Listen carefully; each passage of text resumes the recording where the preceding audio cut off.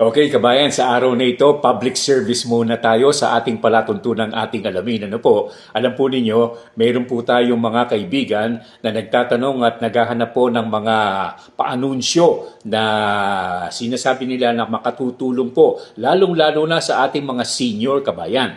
Alam po ninyo, mapabalik po tayo sa mga nakalipas bago po natin maihatid dito ang ating pong public service announcement sa ating programa. Alam nyo kabayan, marami po ang nanonood sa ating palatuntunan, mga senior, mga senior po ang nanonood sa atin sapagkat at mabalikan po natin yung mga comments na ipinadala sa ating programa. Karamihan po na sa ating mga suki noon, ay karamihan po sa kanila ay wala na sa ating kapaligiran. Pero nariyan ang kanilang mga anak, ang kanilang mga apo, kamag-anakan na patuloy pong sumusubaybay at natutuwa po tayo sumusubaybay sa ating palatuntunang ating alamin.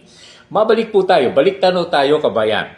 At pasakali ito para do sa ating paanunsyo. Alam niyo kabayan, kung maalala po niyo si Ginoong Al Mendez, kumpare ko po ito, isang announcer na sikat noong mga panahon yon, noong mga 50s hanggang 60s kabayan, nagsabi sa akin, Ka Jerry, alam mo, basta mga panahon na ito, palagay ko aabutin ka sa sa mga edad na 80. Sabi nga niya, nagbibiro pa siya.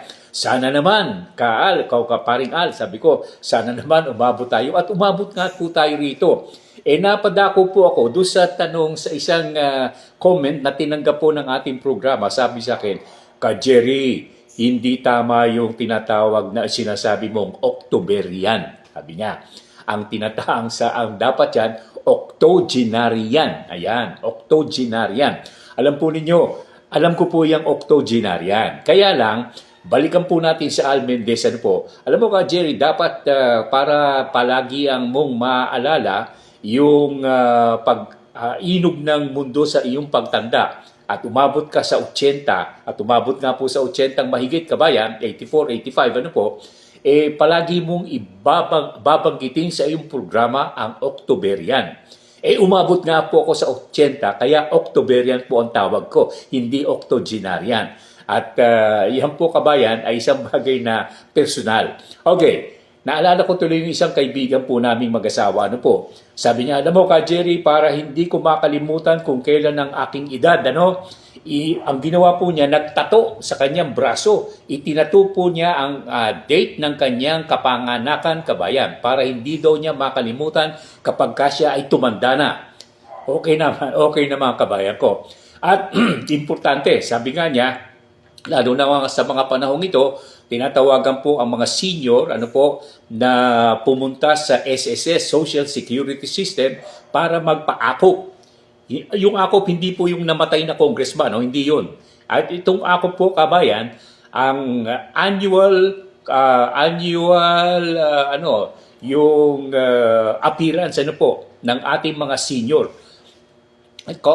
Yung annual confirmation of our senior citizens kabayan. Yan po ang AKO. At dapat, kinakailangan magpunta kayo doon. Alam nyo, once upon a time, ako po, hindi nakapunta nung October. Sabi ko, Octoberian pa naman ako. Hindi ako nakapunta ng October, kaya hindi ko nakolekta yung aking senior pension. At inabot mo ng ilang buwan bago ko makuha kabayan. Okay. At yan po ay paalala po natin sa ating mga senior.